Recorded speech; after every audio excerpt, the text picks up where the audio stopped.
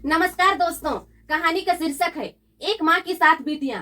कहानी शुरू होती है छत्तीसगढ़ के मैनपाट की सीमा से लगे पहाड़ों के बीच बसा था एक छोटा सा गांव बटईकेला। चारों तरफ घने जंगल, पहाड़ों से गिरती झरने की आवाजें और मिट्टी की सोंधी खुशबू हर समय वहाँ के माहौल को पवित्र बनाए रखती थी। उसी गांव की अंतिम छोर पर एक पुरानी झोपड़ी में शांति बाई रहती थी। झुर्रियों से भरा चेहरा, धूप में जली हुई त्वचा, आंखों में गहराई और आत्मा में ममता की गहराई। शांति की एक ही बेटी थी, पूजा। पूजा का ब्याह बबलू से हुआ था, जो उसी गांव में मेहनत मजदूरी करता था। न खेती थी न पक्का रोजगार। जब पहली बेटी प्रतिमा हुई तब गांव वालों ने बधाइयां दी, लेकिन जब लगातार 7 बेटियां हुई, शालिनी, प्रीति, बसंती, बिमला, सरोज और अंत में लता, तब वही गांव के लोग ताना मारने लगे। उसी गांव का एक आदमी बोला, अरे बबलू, अब तो बस बेटियों की बारात सजेगी तुम्हारे घर में। कभी तो एक बेटा भी हो जाता, कम से कम वंश तो आगे बढ़ता। बबलू ने उसकी बातों का कोई जवाब नहीं दिया। वो अपनी बेटियों को देखता था और मुस्कुराता था। मेरी बेटियां ही मेरा वंश है। लेकिन ये बातें पूजा के दिल में तीर की तरह चुभती थी। गांव की औरतें बात बात पर उसे ताना देती थी। बेटे की ख्वाहिश में ही तो औरत का जीवन पूरा होता है। पूजा कुछ नहीं कहती थी, चुप रहती थी। संघर्ष की शुरुआत। बबलू की मजदूरी से घर का चलाना अब मुश्किल हो जा रहा था। 7 बेटियों के लिए कपड़े, पढ़ाई, भोजन सब एक चुनौती बन चुका था। पूजा दिन भर जंगल से लकड़ियां लाती थी, उसे सुखाती थी और बाजार में बेचने जाती थी।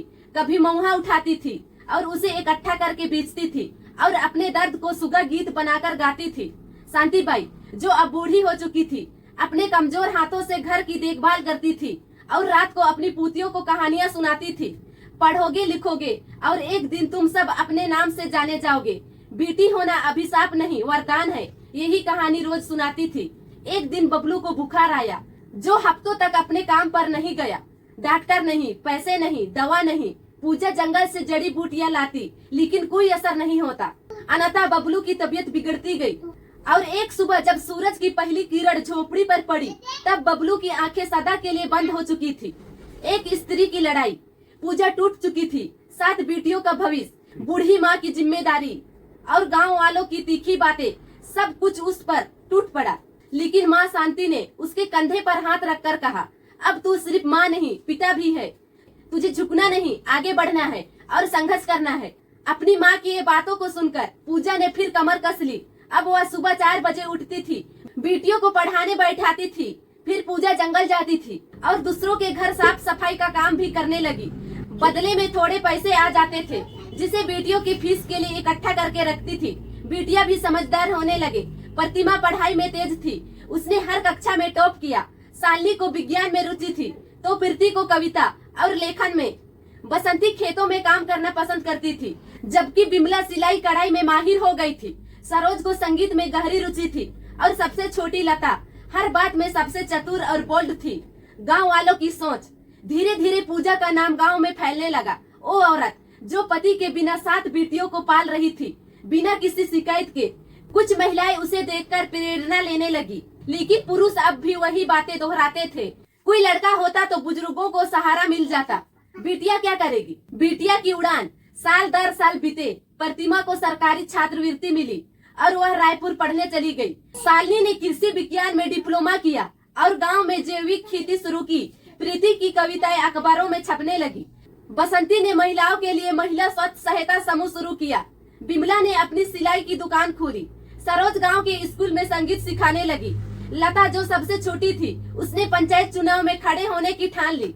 जब लता चुनाव जीती और ग्राम पंचायत की सदस्य बनी, तब गाँव वालों की आंखें खुली की खुली रह गयी। वही लड़की जिसे कभी सिर्फ साधारण बेटी समझा गया था, अब गाँव की आवाज बन चुकी थी। गाँव में बदलाव।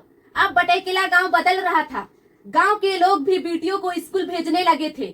महिलाएं पूजा से सलाह लेने आने लगी, जो गांव में कभी उसकी बेटियां को बोझ मानते थे, अब उनकी कहानियों को गौर से अपने बेटियों को सुनाते थे, अपने अपने मम्मी पापा।